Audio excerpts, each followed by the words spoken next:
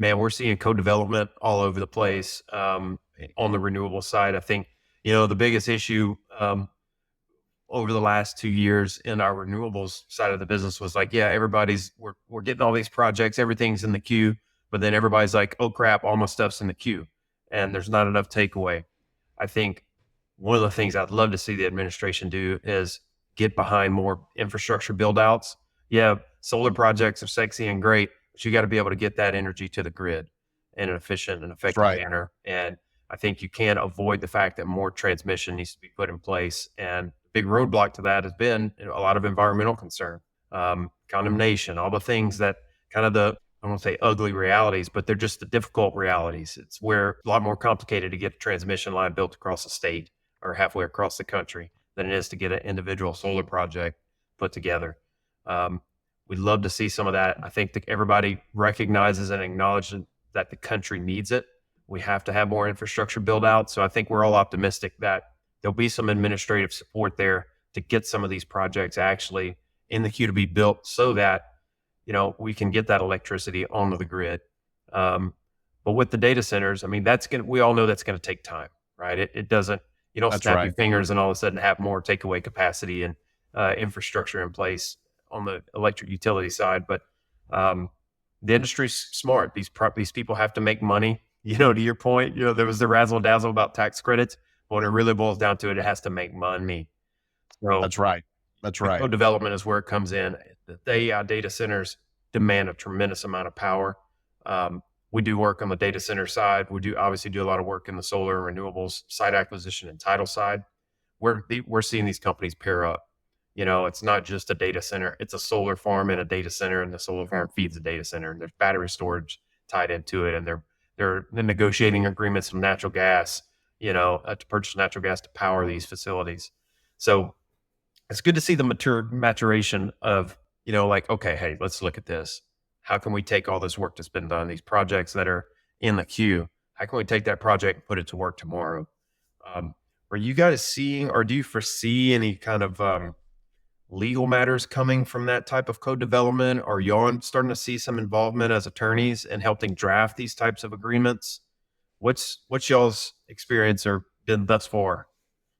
So for the most part, we've been more on the side of helping put together the rights. So we tend to work with a lot of the kind of intermediate companies that are putting together solar prospects that are starting to take easements and look at takeaway capacity, starting to figure out, where would be ideal locations, and then take these, package them and take them to a larger, vertically integrated retail energy company who's then going to go and probably build the facility. So we're not, we haven't negotiated as much on the co-development side, though.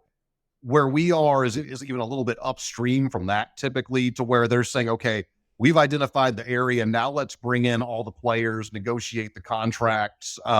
We've kind of figured out the land rights. We think this is an ideal location. We've identified everybody that we need to sign off on these things, including mineral owners, in some instances. And so it's certainly an up and coming topic, and we're getting more and more calls about it. But I will say that the brokers are really in the sweet spot right now for a lot of these developments. You guys are able to handle a lot of these negotiations, securing a lot of the rights. You're able to do so, I think, more cost effectively than the attorneys. And so, we usually get brought in on the front end to help build out forms, leasing forms, forms of agreements, and then kind of come in on an as needed basis as these prospects mature. So, Yeah, I mean, one of the major differences between, the role of a law firm in the oil and gas business compared to some of these renewables projects is these renewable projects tend to have title policies, your traditional title policy, that's like right. refinance, purchase a house. So, the title insurance business has been great. We've started a title company to be able to kind of keep that all in house and help support those projects, soup to nuts from that standpoint. But yeah, you're right. I think where y'all will come back in the fold is, pulling these people out of the ditch. Well, that's right. And then eventually they'll learn to get us involved on the front end to avoid the ditch, but until Yeah. that happens, No, you're exactly right, and they do heavily rely on title insurance underwriting to hedge against a lot of the risk. And for the most part, it seems to be working. Though what we're starting to see is that the title insurance companies themselves becoming a little bit more sophisticated and a little bit more careful about who they issue these policies to and what steps they want to see before they will issue a policy. Yeah. So it does. There is a little bit of a push and pull there. Well, that's definitely it's evolving, right? You take an industry that's been around for 100, 200 years, doing traditional commercial development and real estate development and try to plug in these multifaceted energy projects with tons of factors coming into play. They're evolving and learning how to best insure and cover these properties as well, or these projects as well. So you're right. Everybody's is starting to figure out how the game should be played and what's the best practices. People are becoming more educated on the developer side and on the service side. Right, we're all learning on the fly here, trying to figure out the best way to do this at volume. And I think we're starting to see some of that. What one thing I wanted to visit with you, Brad, is the Texas Business Court. That's established this year. That's a new thing. I think from our perspective and what we see and hear from the industry is it's applauded. It's a positive. What are your thoughts on that? What have we seen any cases go through the business courts yet? Do we expect them to have a bigger role in oil and gas litigation moving forward, into 2025? What do you see in there? I think the answer to both of those is yes. Business courts, Texas is not the first state to create these. It's not a new idea. It's worked really well in other states. It seems at this point that they've, for the most part, passed most constitutional challenges and things like that. And so I think they are going to be a net positive. The judges, it's a little more stringent. The requirements, the judges have to have a bit more of a business focused background. They're going to be focused on larger cases, usually over $5 or $10 million, kind of depending on the type of case. But like you said, these courts have only been officially around since September 1st, which is really just the blink of an eye in lawsuit terms. We all know how those can drag along. So we're just now kind of seeing some of the first cases being filed in the business courts. These are complex commercial disputes. I think that they are going to be a good thing for the energy industry overall. We've got 5 of them up and running now, including here in Harris County. There will be 6 more added in 2026. That was my next question. So where are they?